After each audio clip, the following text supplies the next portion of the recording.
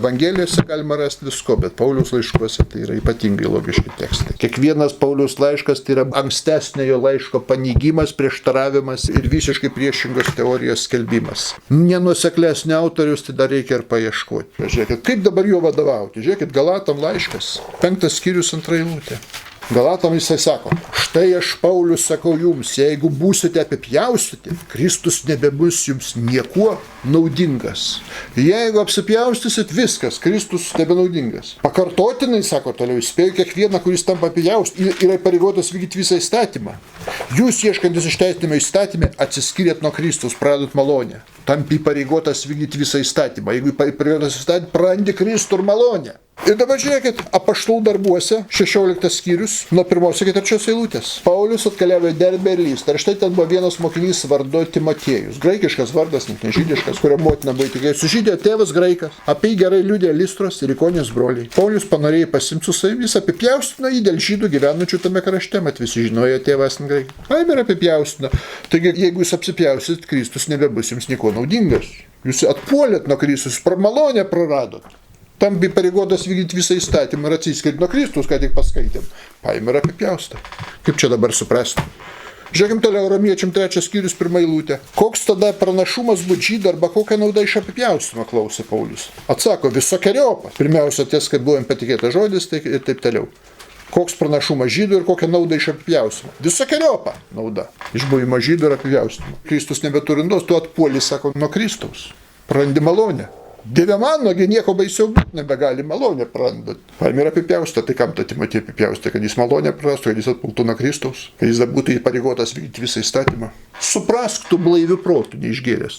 Pauliaus teologija. Todėl, kad nereikios teologijos, kiekvienam žingsnis pats savo prieštarauja. Žiūrėkit, Romiečiam 3 skyrius 28 eilutė. Paulius sako, mes įsitikinę, kad žmogus išteisinamas tikėjimu bei įstatymo darbų. Įstatymo Toros darbų nereikia daryti. Tikėjai Kristų ir išteisintas. Viskas. Ir čia žiūrėkit, prieš tai pamiršo, ką rašė 2 skyriui. 2 skyrius Romiečiam, žiūrėkit. 6 eilutė sako, jis, tai yra Dievas, kiekvienam atmokės pagal jo darbus.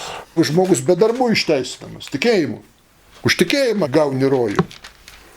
Ne, pagal jo darbus. Ir tad pačiam 2 skyriui pasižiūrėkit 13 eilutę. Ne įstatymo klausytojai teisūs Dievo akyse, bet įstatymo vykdytojai bus išteisinti. Įstatymo vykdytojai bus išteisinti. Ir sekančiam skyriui, be įstatymo darbų žmogus išteisintas. Tikėjimu į Kristų. Tai vykdyti ar nevykdyti dabar tą įstatymą. Va Paulius teologija. Žiūrėkim toliau.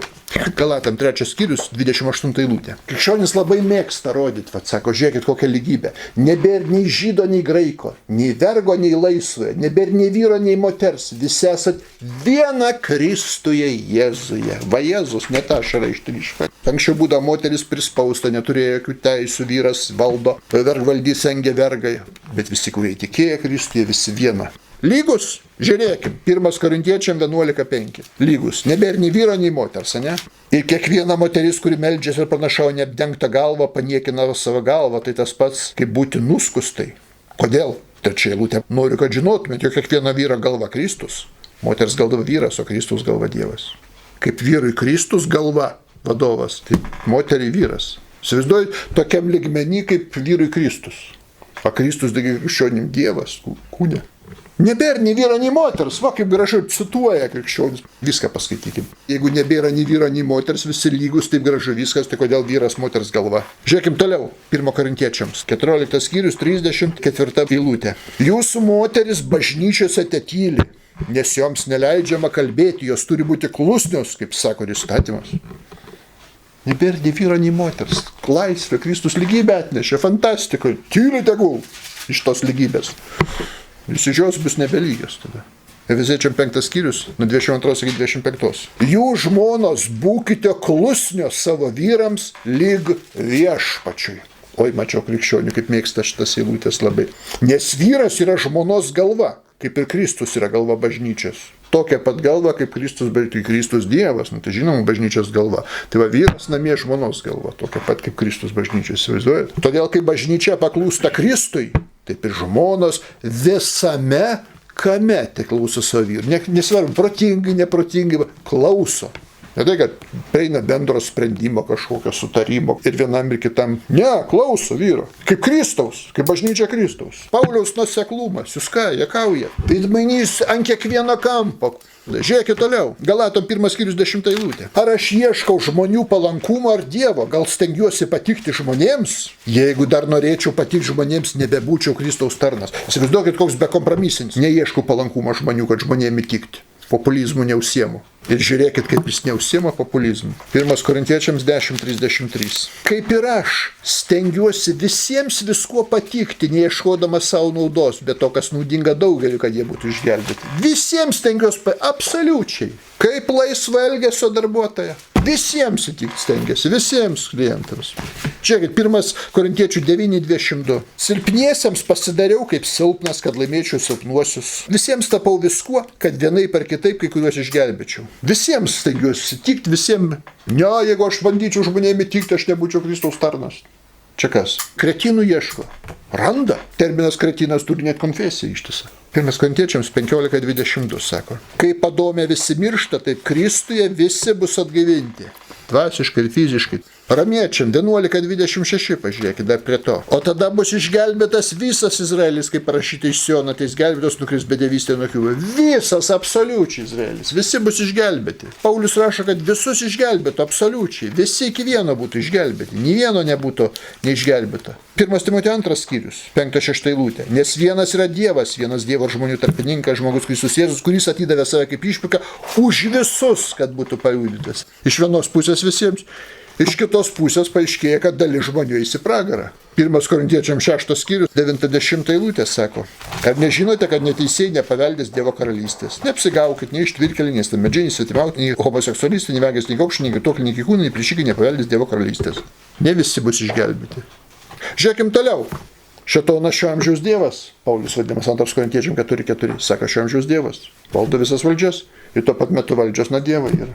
Romiečiam 13 skyrius, 1-2 eilutės. Kiekviena siela te būna klusni aukštesnėms valdžioms, nes nėra valdžios, kuri nebūtų iš Dievo. Esančios valdžios yra Dievo nustatytos, todėl kas priešinasi valdžiai, priešinasi Dievo tvarkai, kurie priešinasi užsitraukia savo teismą. Žiūrėkit, Galatam 6:2 dar vienas. Nešiokite vieni kitų naštas ir taip įvykdysite Kristaus įstatymą. Ir čia pat 5 eilutė sako, nes kiekvienas neš savo naštą. Tik savo naštą nešit, ne kitų. Nešiokit kitų naštas. Ne, kiekvienas neš savo naštą. Žiūrėkit, Galatam 1 skyrius 16-17 eilutės. Dievas panorėjo apreikšti manyje savo sūnų, kad skelbčiau į pagonims, neskubėjau tartis su kūnu ir krauju ir nenuvykau į Jeruzalę pas pirmiau už mane būsius apaštalus, bet iškeliavau Arabiją ir po to vėl grįžau į Damaską. Ką man tie apaštalai, aš su kūnu ir krauju nesitarsiu. Dievo paskirtas, taip? Ir čia pat Galatam 2, jau su kūnu ir krauju tarėsi. Nuvykau apreiškimo paskatintas ir jiems išdėsčiau evangeliją, kurią skelbiu pagonims. Kaip nori supras gali. Žiūrėkit, 1 Korintiečiams 7 skyrius 7-8 eilutė. 1 Korintiečiams 7 skyrius 7-8 eilutė, pažiūrėkit. Visiems liepia nesiženyti. Norėčiau, kad visi žmonės būtų tokie kaip aš, bet kiekvienas turi iš Dievo savo dovaną. Vienas tokia, kitas kitokia. Nesusituokusiems ir našlėms, sakau, jie gerai darys pasilikdami tokie kaip aš. Bet jeigu negali susilaikyti, jeigu tuokiasi. Geriausia nesituok, taip, sako Paulius. Geriausia likti kaip aš. Ir čia pat 1 Timotiejui 4 skyrius 1-3 eilutė rašo. 1 Timotiejui 4 skyrius nuo 1 iki 3 eilutės sako. Dvasia aiškiai sako, paskutiniais laikais kai kurie atsitrauks nuo tikėjimo, pasidavę klaidinančiams dvasioms ir demonų mokymams. Vaidmainingiems melo skelbėjams, turintiems sudegintą sąžinę, draudžiantiems tuoktis ir liepiantiems susilaikyti nuo maisto, kurį sukūrė Dievas. Geriausia nesituokti, likit kaip aš, našlėms ir nesituokusiems sakau likit. Demonų mokslas nesituokti. Tai ar demonų mokslas nesusituokti, ar gerai nesituokti? Pauliau.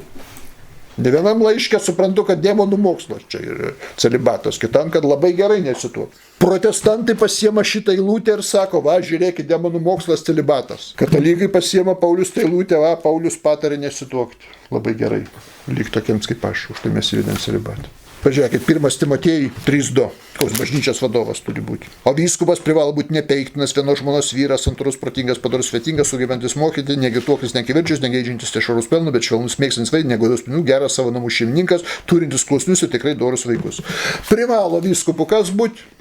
Vieną kartą vedęs ir turintis dorus vaikus. Negerai tuoktis. Tai kaip tada vieną kartą vedęs turi būti vyskupas. Jeigu taip jau geriau likti. turėtų sakyti, vyskupas privalo geriau būti nevedęs. Jeigu vedęs, nieko tokio nenusideda, bet geriau, kad nevedęs. Paulius kaip nori, va taip va, kaip kojinės keičia savo tas pozicijas.